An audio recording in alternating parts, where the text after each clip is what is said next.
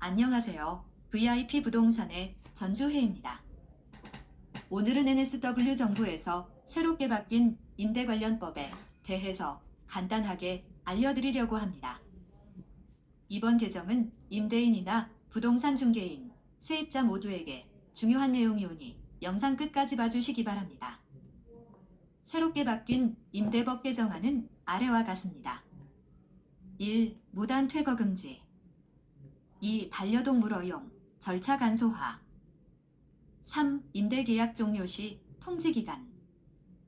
4. 수수료 없는 임대료 지불 옵션 제공. 첫 번째, 무단 퇴거 금지입니다. 임대인이 임대계약을 종료하고 싶을 경우 반드시 정당한 이유가 있어야 합니다. 이는 픽스트 텀이 아닌 고정계약 기간이 끝난 임대도 마찬가지입니다. 기존에는 임대계약 종료 관련에 대해 이유 없이 임대계약을 끝낼 수 있었습니다. 하지만 더 이상 불가능하게 되었습니다.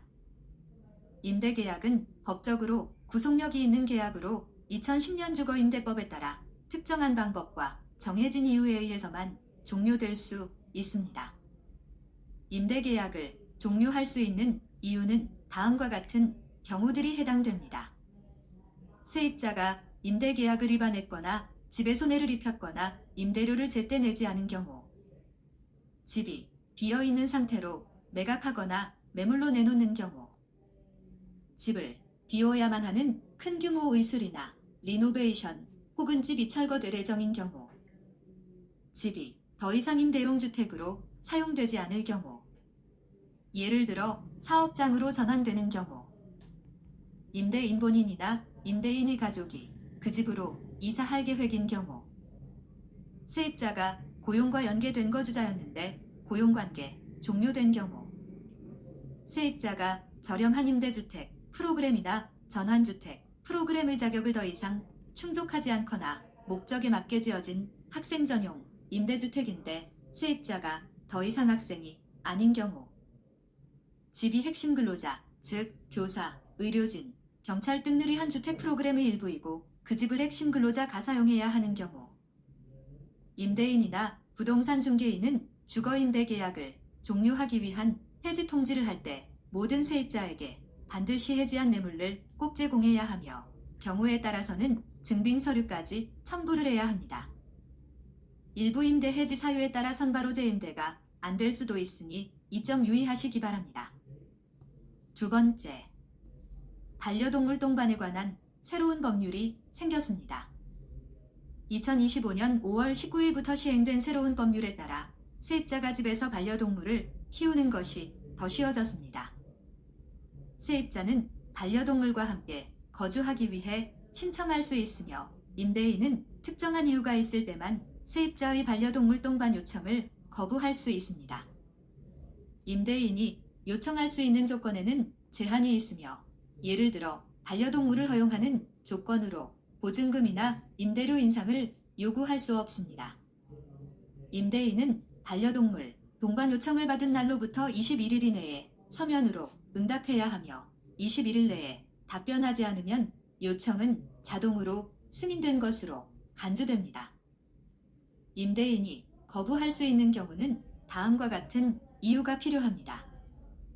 해당 부동산에 동물의 수가 과도하다고 판단될 때, 울타리 상태, 공간 부족 등으로 인한 반려동물에게 적합하지 않거나 동물 복지에 해가 될 우려가 있을 때, 보증금으로 복구할 수 있는 범위를 넘는 손해가 발생할 가능성이 매우 높을 때, 임대인이 해당 부동산에 실제 거주하는 경우, 반려동물을 키우는 것이 다른 법률, 지방정부 규정, 스트라타 규약, 커뮤니티 규칙 등을 위반할 때, 세입자가 반려동물 관리에 대한 합리적인 조건에 동의하지 않을 때, 세입자가 임대인의 결정에 동의하지 않을 경우 NSW 민사 행정법원인 NCAT에 이의를 제기할 수 있습니다. 반려동물 동반 허가가 한 번 승인되면 임대인이나 부동산 중개인이 변경되더라도 해당 반려동물이 생존하는 한 허가는 계속 유지됩니다. 또한 임대인은 임대 광고에 반려동물 금지, 문구를 명시할 수 없습니다. 이 법률은 법률 시행, 체결된 임대계약에도 동일하게 적용됩니다. 단, 목적에 맞게 지어진 학생 전용 임대주택에는 이 규정이 적용되지 않습니다. 더 자세한 내용은 패트실렌텔즈에서 확인하실 수 있습니다. 세 번째, 임대계약 종료 시 통지기간이 바뀌었습니다. 바뀐 내용은 다음과 같습니다. 임대계약을 종료할 때 세입자에게는 집을 비울 수 있도록 충분한 통지기간을 제공해줘야 합니다. 임대기간이 정해진 계약일수록 세입자에게 주어야 하는 통지기간이 더 길어졌지만 계약 위반 등 특정 사유가 있을 경우에는 더 짧은 통지기간이 적용될 수 있습니다. 일반적으로 필요한 통지기간은 피리아딩 리스, 보통 먼스 바이 먼스라고도 부릅니다. 최소 90일 전에 종료 통지를 해야 합니다. 고정임대 기간이 6개월 이하일 경우 최소 60일 전에 종료 통지를 해야 하며 통지된 종료일은 반드시 임대계약 종료일 이전일 수 없습니다.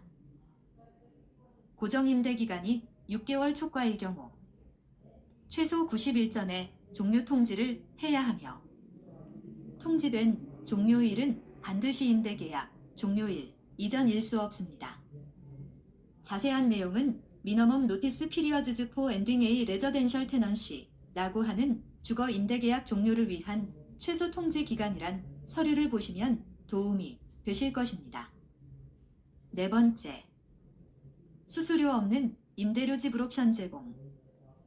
임대료 결제 방법, 변경 관련 정보입니다. 2025년 5월 19일부터는 임대인이나 부동산 중개인이 세입자에게 전자송금 방식으로 임대료를 낼 수 있도록 반드시 제공해야 합니다. 그리고 거기엔 추가 수수료를 붙일 수가 없으며 특정 앱을 사용하라고 강요해서도 안 됩니다. 앞으로는 임대인과 부동산 중개인은 세입자가 센터페이라는 시스템을 이용하겠다고 선택하지 않는 한 별도로 등록을 하지 않아도 됩니다. 더 자세한 내용은 How and When to Pay Rent에서 확인하실 수 있습니다. 그리고 모르셨던 분들을 위해 2024년 10월 31일부터 두 가지의 변경 사항이 있었습니다. 1. 렌트 인상 관련 변경. 2. 임대 계약 전에 발생하는 비용 관련. 임대료 인상 같은 경우 1년에 딱 한 번만 임대료를 인상시킬 수 있습니다. 계약이 몇 년짜리든 계약 형태 가정기든 비정기든 상관없이 모든 임대 계약에 적용됩니다. 하지만 소셜하우징 즉 공공임대, 부동산인 경우 세입자가 렌트 리베이트 즉 임대료 감면을 받고 있는 경우에 한 해 12개월 이내에 여러 차례 인상이 가능할 수 있다고 합니다. 임대 계약 전에 발생하는 추가 비용을 임대 과정 기간에서 임시세입자에게 청구할 수 없습니다. 이는 다음과 같은 경우를 포함합니다. 1. 임대주택을 검색하거나 신청할 때 2. 임대계약을 시작할 때 3. 신원조회 비용 4. 임대계약서 작성 비용. 더 자세한 내용은 테넌트 앤드 렌트 인크리시즈에서 확인하실 수 있습니다. 지금까지 2025년 5월 19일부터 NSW 정부에서 새롭게 바뀐 임대 관련 법률에 대해서 알아보았습니다. 자세한 사항은 NSW 정부 홈페이지에서 확인해 주시기 바랍니다. 오늘도 귀하신 시간을 내시어 저희 영상을 시청해 주셔서 감사합니다.